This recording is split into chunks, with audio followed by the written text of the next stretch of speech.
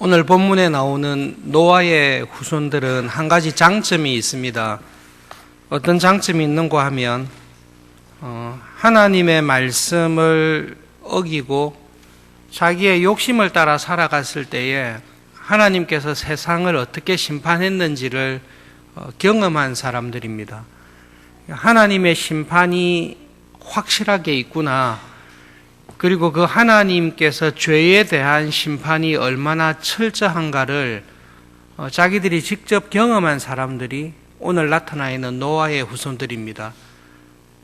내년이 종교개혁 500주년인데요. 마틴 루터가 회심하고 하나님의 말씀을 연구하는 수도사로 들어가게 된 계기가 자기 친구가 벼락에 맞아 죽는 것을 바로 옆에서 봤기 때문에 그렇습니다.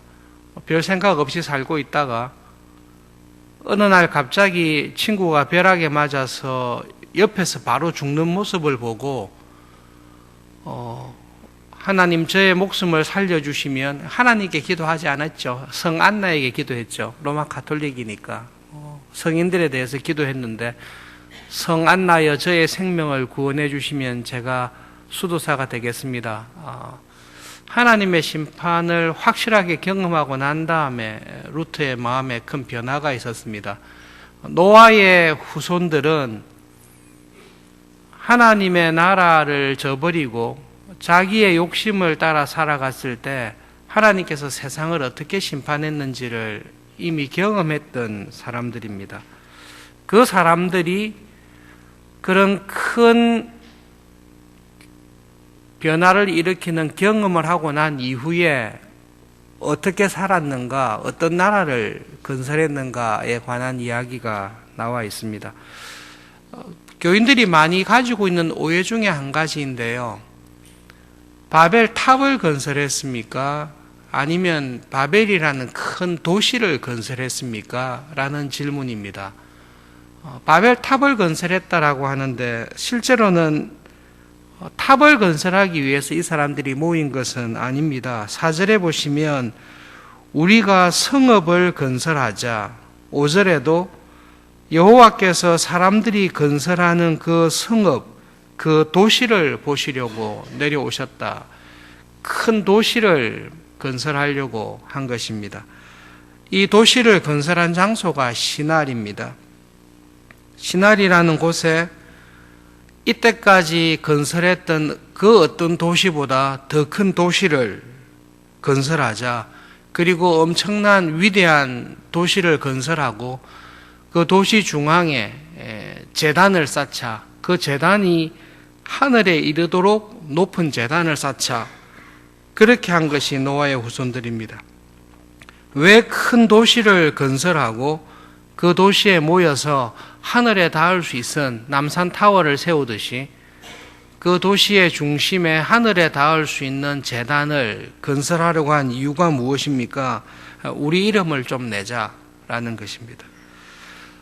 하나님께서 아담에게 주신, 그리고 하나님께서 노아에게 주신 하나님의 뜻을 정반대로 거스리는 것입니다.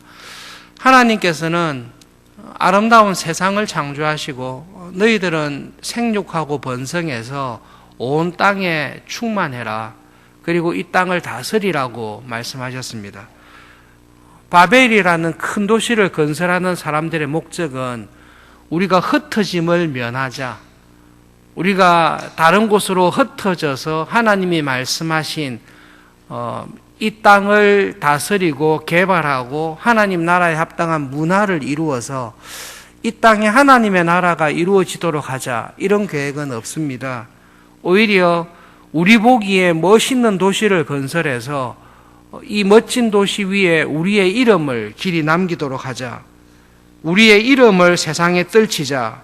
이것이 노아 홍수의 심판을 경험했던 노아의 후손들이 만들어낸 그들의 모습입니다.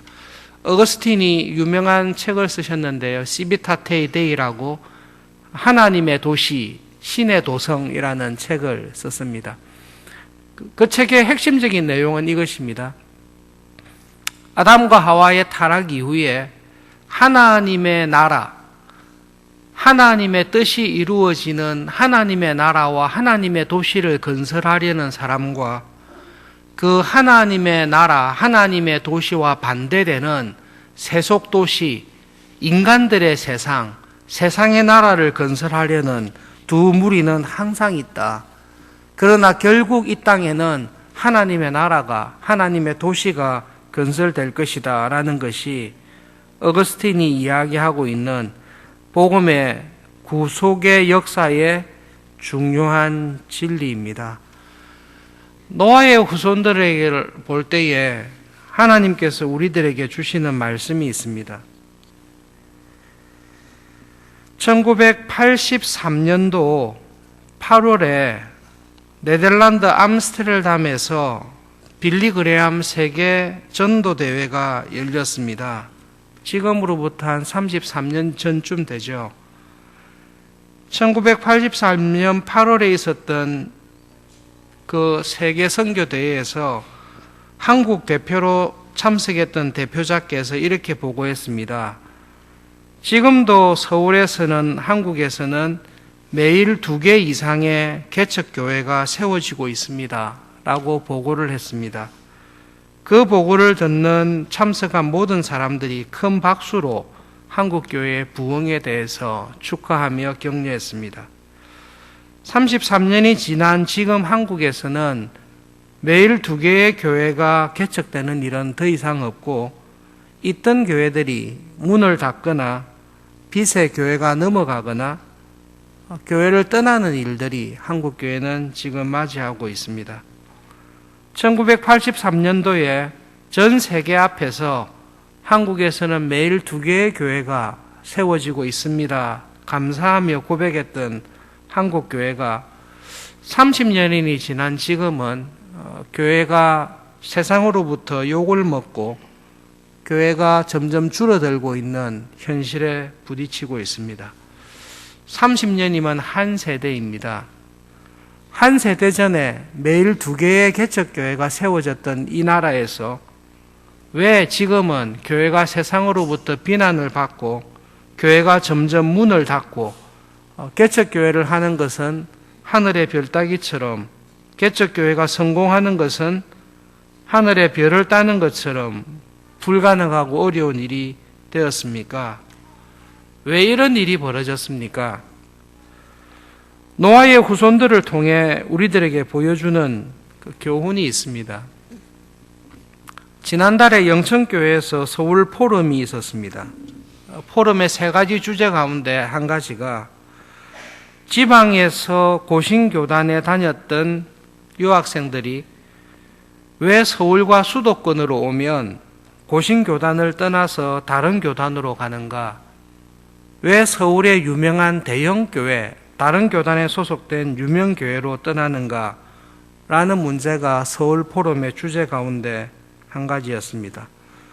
서울노회가 주최하는 순서였기 때문에 논찬을 맡아서 발표를 하게 되었는데요. 제가 살펴본 결과는 30년 전에 지방에 있는 고신교단의 유학생들이 서울에 오면 전부 다 고신교단을 찾아갔습니다. 그러나 30년이 지난 지금은 지방에서 올라오는 고신교단의 유학생들이 고신교단 교회를 찾지 않습니다. 한 6, 7년 전에 대학부를 맡고 있던 목사님과 함께 지방에 있는 교회를 쭉 찾아다니면서 방문을 했는데요. 지방의 고신교단을 맡고 있는 교육자들도 학생들을 고신교단에 보내지 않습니다.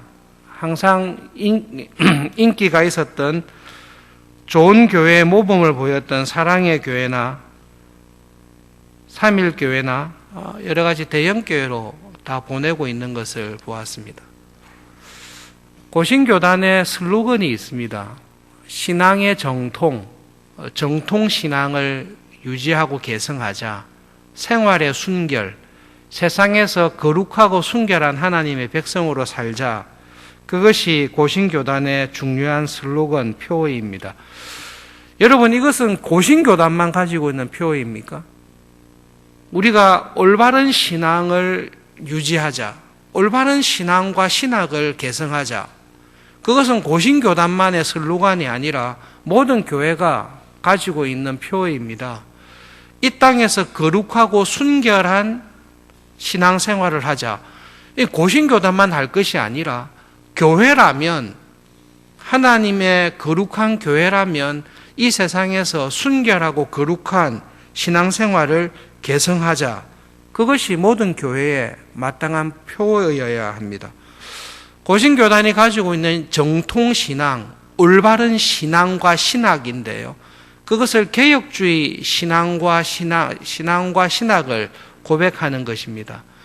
여러분, 개혁주의에서 고백하는 신학과 신앙은 개혁주의를 따르는 교회만 고백해야 됩니까? 아니면 성경을 믿고 따르는 교회라면 개혁주의 신앙과 신학을 당연히 고백해야 되는 것입니까? 라고 할 때에 우리는 개혁주의 신학이 성경 말씀을 올바르고 풍성하게 제대로 전하고 있다라고 믿기 때문에 개혁주의 신학을 우리는 따릅니다. 교단이 다르다 할지라도 성경 말씀을 올바르게 분별하고 배운다면 성경에서 가르치는 신앙대로 살아야 되는데, 성경대로 신앙생활하면 어떤 일이 벌어지느냐? 신앙에 있어서 정통, 올바른 신앙과 신학을 따르고 그 결과 순결하고 거룩한 신앙생활로 나타나야 된다. 이것이 우리 고신교단이 가지고 있는 신앙의 목표입니다. 그런 신앙의 목표를 가지고 신앙교육을 했던 고신교단이 1983년과 대비해서 2016년인 지금은 우리의 자녀들이 지방에서 서울로 올라올 때 고신교단을 떠나고 있습니다. 많은 교회 교인들이 교회 생활을 열심히 하지 않고 신앙에서 떠나고 있습니다. 여러 가지 이유를 들 수 있을 것입니다. 그러나 오늘 본문과 관련해서 우리가 살펴볼 수 있는 중요한 것은 우리의 자녀들이 왜 우리의 신앙을 개성하지 못하고 우리가 사랑하고 내 삶의 가장 중요한 부분인 이 교회를 떠나서 다른 교회로, 혹은 더 심하게 교회를 떠나서 세상의 이름을 떨치기 위해서 교회를 떠나는가라는 문제에 봉착하고 있습니다. 그것은 믿음의 가정이 무너지고 있기 때문에 그렇습니다. 왜 수도권에 있는 고신교단의 서울과 수도권으로 오는 유명한 인재들이 왜 고신교단을 떠나느냐? 사실은 인재들이 올라오지 않습니다. 신앙적으로 훌륭한 학생들이 올라오지 않습니다. 그냥 공부를 잘하는 재능을 받고 은사를 받은 똑똑한 애들이 올라오는 것은 사실입니다.